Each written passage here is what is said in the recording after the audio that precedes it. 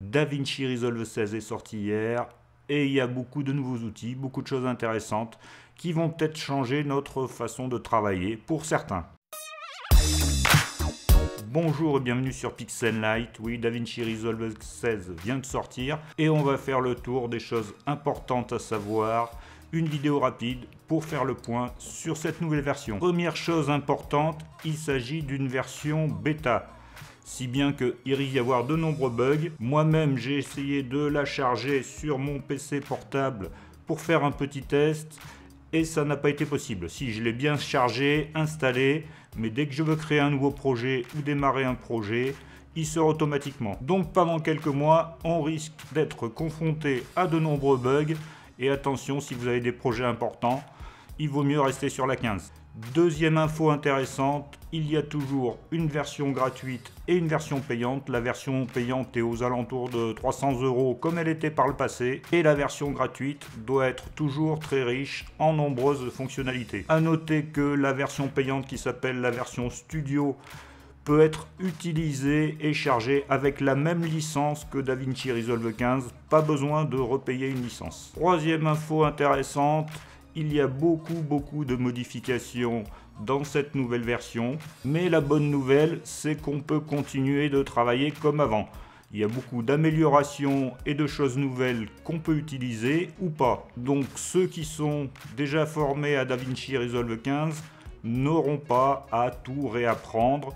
On peut continuer à travailler et apprendre petit à petit les nouvelles fonctions, voir si on en a l'utilité ou si elles sont pas utiles pour notre travail. La première grosse modification, c'est l'ajout d'un nouveau module de montage.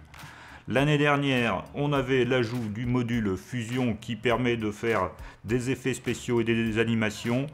Cette année, il y a l'ajout d'un nouveau module de montage. Mais je vous rassure, l'ancien module de montage est toujours inclus dans cette version 16.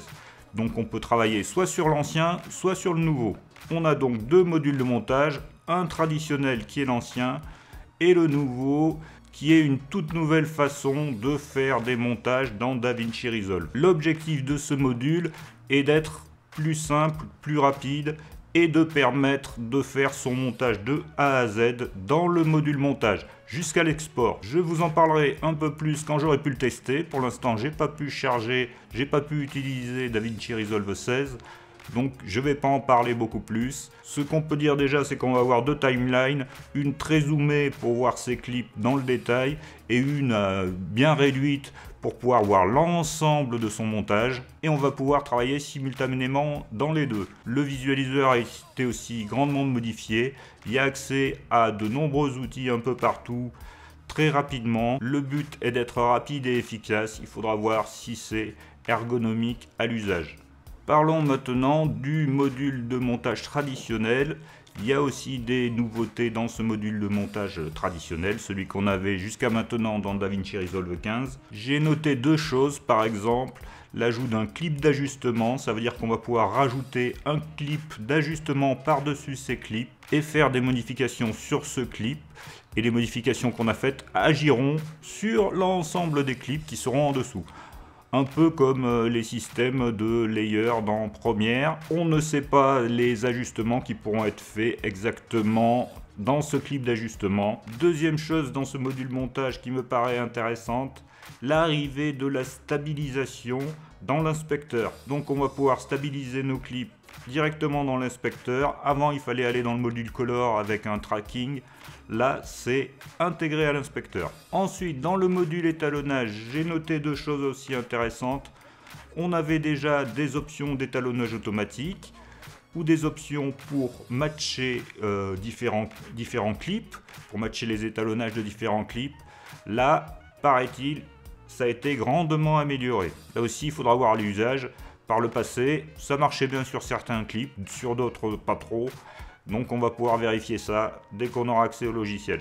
Deuxième chose dans l'étalonnage, un outil qui permet de supprimer des objets gênants. Avant, il fallait aller dans Fusion, dans Resolve 15, il fallait aller dans Fusion pour supprimer ces objets. Là, ça pourra être fait directement dans le module d'étalonnage. Dernière chose que j'ai notée qui est intéressante, l'amélioration des outils de mesure, donc les scopes. Les différents scopes sont très paramétrables et il y a un peu plus d'outils, il y a plus de choses.